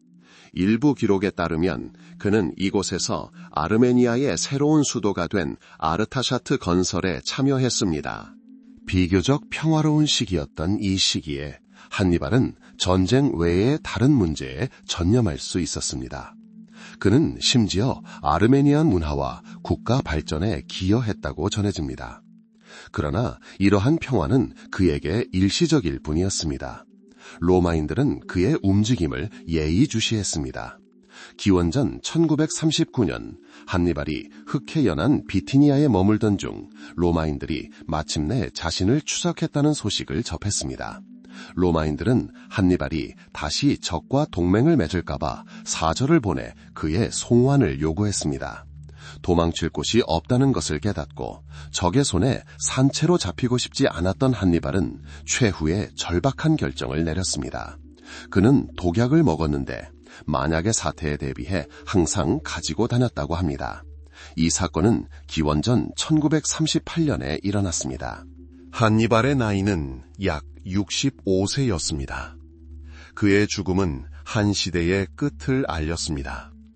오랜 세월 강대국 로마를 공포에 떨게 했던, 알프스를 넘어 눈부신 승리를 거둔 그 남자가 고국에서 멀리 떨어진 망명지에서 죽음을 맞이했습니다. 그의 말년은 끊임없는 불안과 피난처를 찾는 여정, 그리고 카르타고의 위대함에 대한 그의 꿈이 아직 이루어지지 않았다는 깨달음으로 점철되었습니다. 한니발의 망명 생활은 비극적인 결말에도 불구하고 비록 엘리트층의 관점에서 본 것이기는 하지만 당시의 일상생활을 엿볼 수 있게 해줍니다. 위대한 지휘관이었던 그가 어떻게 왕들의 환대와 정치적 책략에 의존해야 했는지 짐작할 수 있습니다. 통치자들과의 교류, 군사 문제에 대한 조언, 도시 건설 참여 등 이 모든 것은 그가 망명 생활 속에서도 여전히 활발하고 영향력 있는 인물로 남았음을 시사합니다. 한니발 주변 사람들의 일상은 긴장으로 가득했을 것입니다. 그들은 전쟁이 끊임없이 위협적이고 정치적 동맹이 하룻밤 사이에 무너질 수 있는 세상에서 살았습니다. 하인, 경호원, 그리고 궁정신하들 모두 그의 말년, 운명과의 투쟁을 목격했습니다.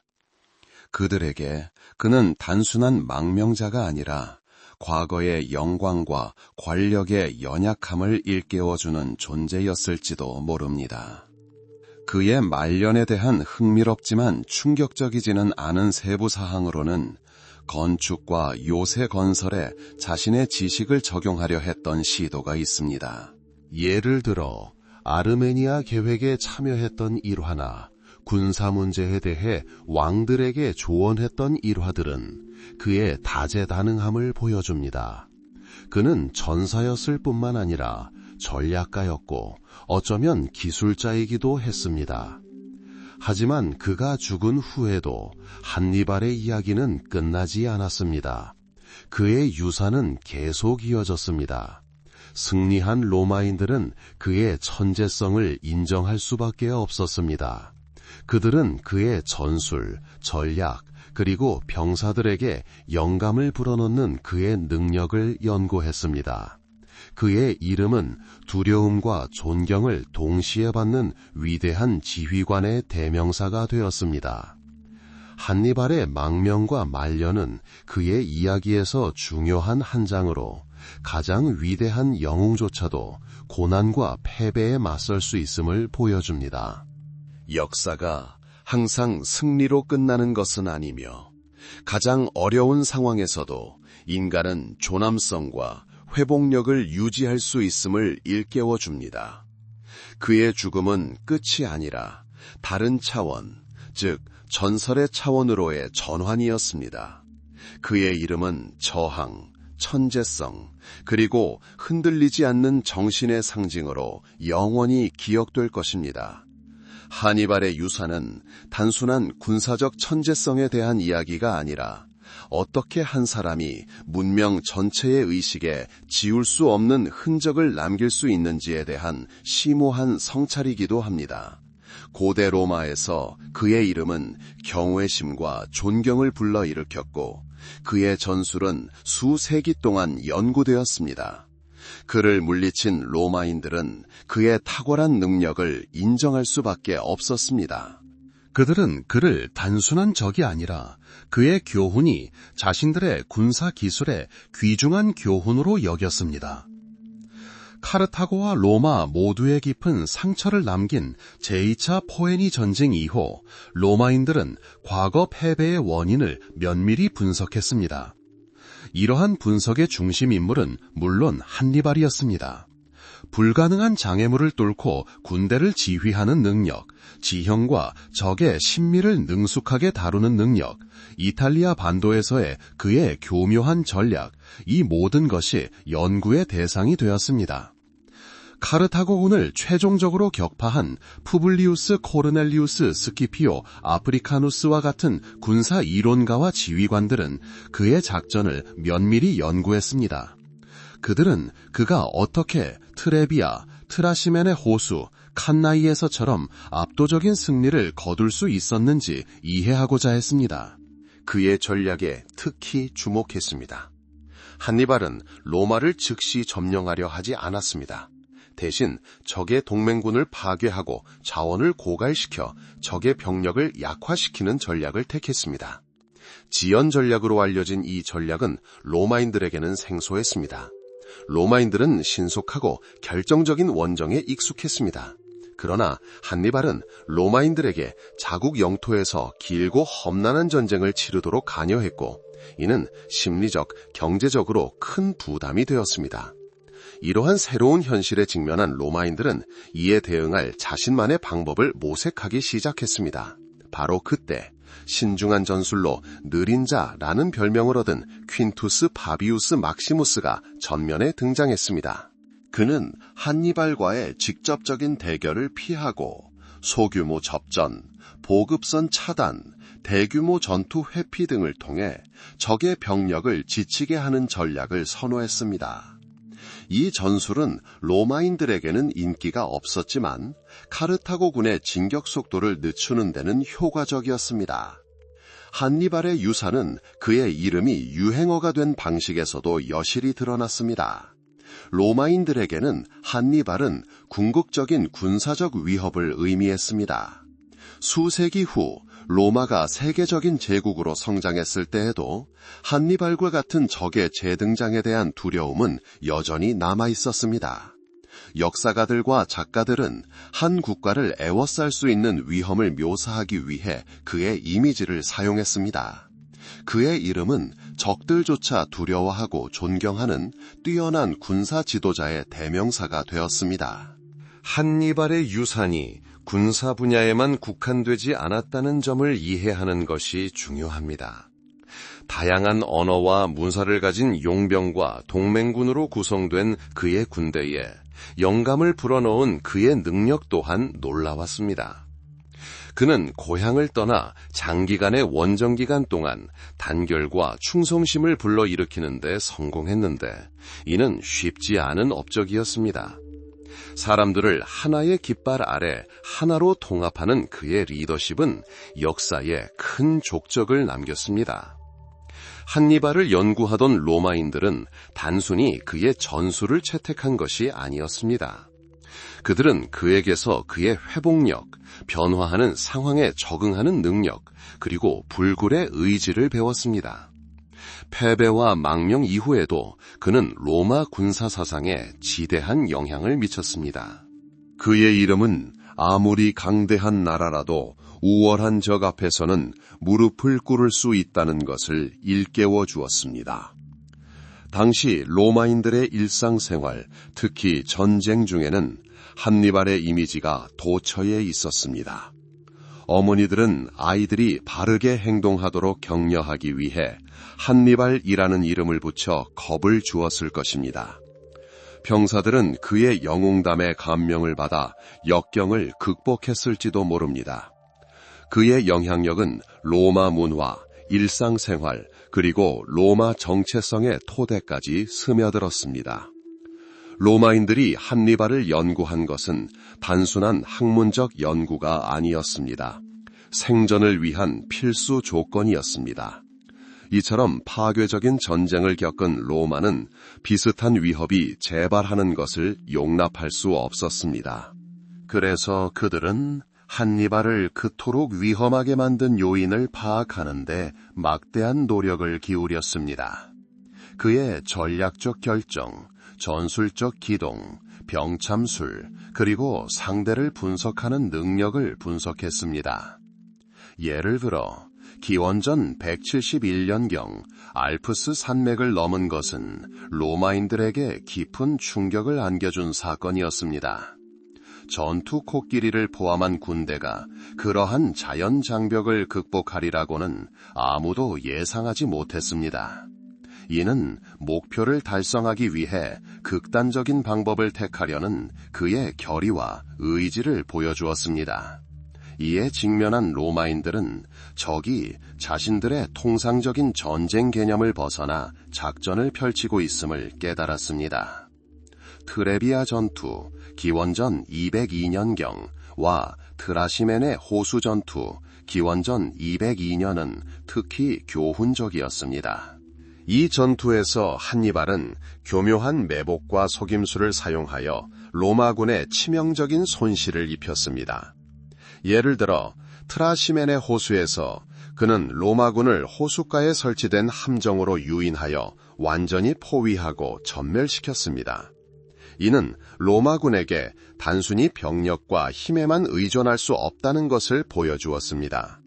로마군은 더욱 교묘하고 유연한 전술적 접근 방식을 개발할 필요가 있었습니다. 칸나이 전투, 기원전 219년은 그의 군사적 천재성이 정점에 달한 전투였습니다. 수적으로 열세였던 한니발은 그곳에서 더 많은 로마군을 포위하고 격파했습니다. 중앙군은 후퇴하여 로마군을 더 깊숙이 유인하고 측면은 포위를 돌파하여 포위망을 봉쇄하는 그의 협공전술은 군사예술의 고전이 되었습니다. 이 전투는 로마인들의 정신에 깊은 상처를 남겼습니다. 진정한 천재 앞에서 그들이 얼마나 취약해질 수 있는지를 보여주었습니다. 칸나이 전투 이후 이탈리아 내 로마 동맹국 다수가 한니발에게 투항했습니다. 이는 로마에게 아마도 가장 위험한 순간이었을 것입니다. 영원의 도시 로마는 붕괴 직전인 듯 했습니다. 그러나 앞서 언급했듯이 한니발은 로마로 진군할 수 없었거나 진군하기를 꺼렸습니다. 이 결정은 역사가들 사이에서 여전히 논쟁의 여지가 있습니다. 아마도 그에게 공성 무기가 부족했을 수도 있고 도시의 방어력을 강화하는 것을 두려워했을 수도 있으며 아니면 동맹국을 통해 로마 공화국을 약화시키려는 전략을 추구했을 수도 있습니다. 한니발은 로마에 지대한 영향을 미쳤고 그의 이름은 로마 문화의 일부가 되었습니다. 리비우스와 폴리비우스 같은 로마 작가들의 작품에서 한니발은 놀랍지만 위험한 적수로 묘사됩니다. 그의 이미지는 다양한 미덕과 악덕을 보여주는 데 사용되었습니다. 그는 군사적 기량과 로마인들의 눈에는 배신과 잔혹함의 본보기였습니다.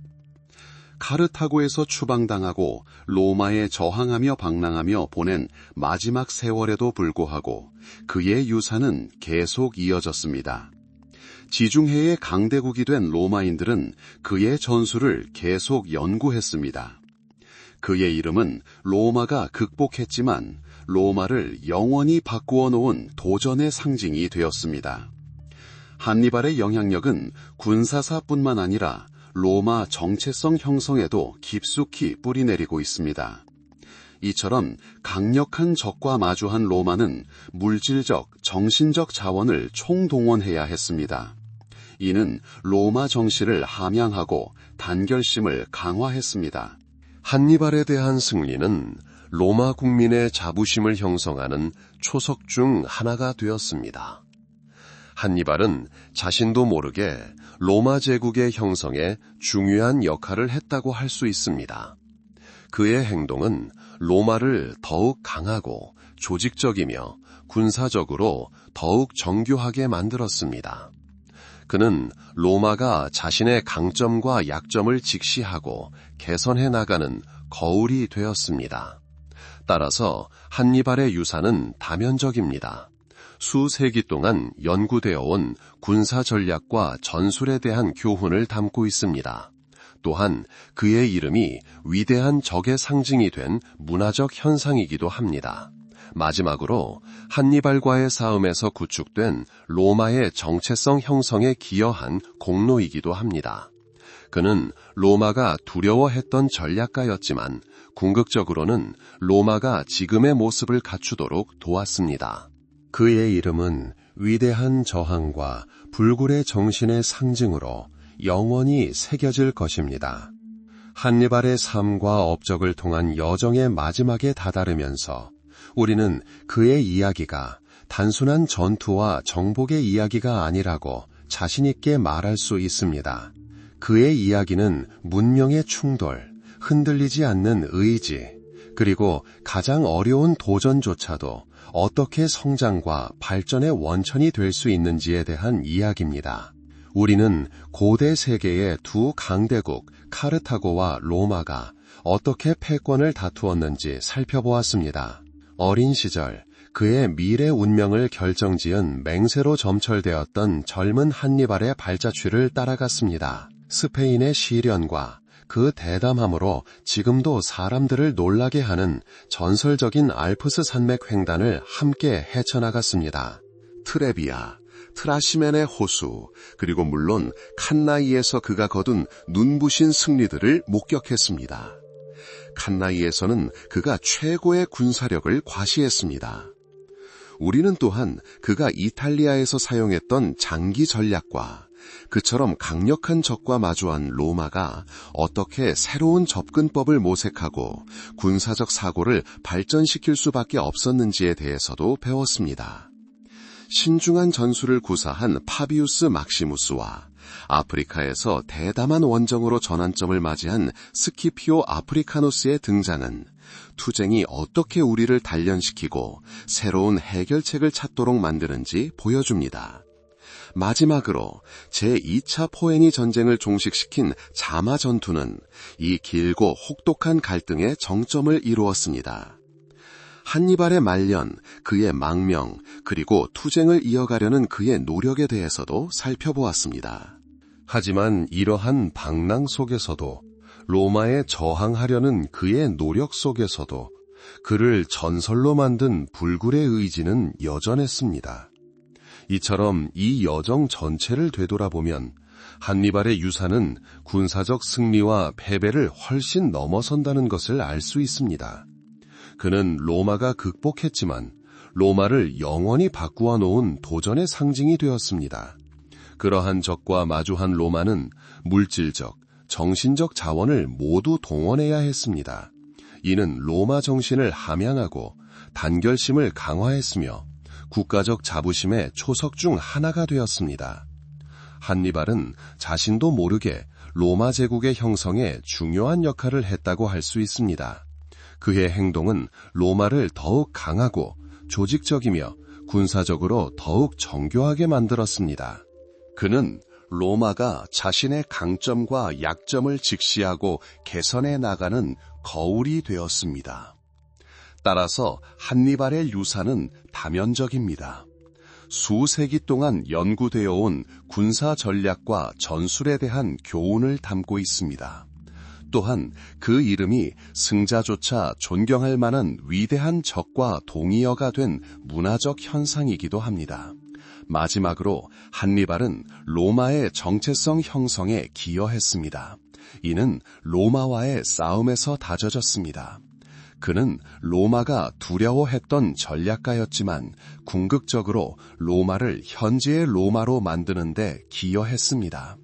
그의 이름은 위대한 도전과 불굴의 정신의 상징으로 역사에 영원히 새겨질 것입니다. 하지만 오늘 우리의 이야기를 마무리하며 역사의 평화로운 측면, 즉 전쟁처럼 격동적인 사건들조차도 어떻게 궁극적으로 평화와 발전으로 이어졌는지에 대해 집중적으로 살펴보고자 합니다. 로마는 주요 적을 물리친 후에도 단순히 안주하지 않았습니다. 정복당한 민족의 위대한 업적을 흡수하며 여정을 계속했고 전투에서 다져진 토대 위에 문명을 건설했습니다. 역설적이게도 이러한 투쟁은 문화, 법, 건축, 그리고 철학의 발전에 기여했습니다. 로마인들은 위대한 건축가, 입법가, 그리고 사상가가 되었고 이는 한니발과 같은 뛰어난 전략가와의 대결을 포함한 여러 갈등에서 얻은 교훈 덕분에 가능했습니다. 오늘날 우리가 과거를 되돌아볼 때 우리는 비극과 파괴뿐 아니라 미래를 위해 뿌려진 씨앗도 봅니다. 한니발의 이야기는 역사상 가장 어려운 순간에도 더 큰 성장의 잠재력이 있음을 일깨워 줍니다. 인간 정신은 어려움을 극복하고 실수에서 배우고 새롭게 읽어낼 수 있음을 일깨워 줍니다. 이 이야기가 아무리 극적인 역사라 할지라도 시간의 고요한 흐름 속에 담겨질 수 있다는 것을 조용히 일깨워주는 계기가 되기를 바랍니다. 불안의 원천이 아니라 과거가 현재를 어떻게 형성하는지 이해하는 계기가 되기를 바랍니다. 아무리 격동적으로 보일지라도 모든 사건이 더 크고 지속적인 과정의 일부라는 완성감과 평화 그리고 확신을 주기를 바랍니다. 이제 위대한 전쟁과 위대한 지휘관들의 시대와 작별을 고하는 이 시점에 평화와 조화로 가득 찬 편안한 잠을 자시길 기원합니다. 과거의 기억은 사라지고 오직 배움의 고요한 기쁨과 깊고 고요한 평화만이 남길 바랍니다. 우리 모두를 새로운 새벽으로 인도하는 시간의 흐름처럼 여러분의 잠이 가볍고 고요하기를 기원합니다.